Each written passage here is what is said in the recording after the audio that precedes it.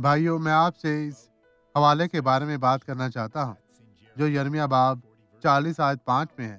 وہ وہی تھا کہ اس نے پھر کہا، تو جدلیہ بن اخیکام بن صافن کے پاس، جسے شاہ بابل نے یہودا کے شہروں کا حاکم کیا ہے، چلا جا اور لوگوں کے درمیان اس کے ساتھ رہ، ورنہ جہاں تیری نظر میں بہتر ہو وہیں چلا جا۔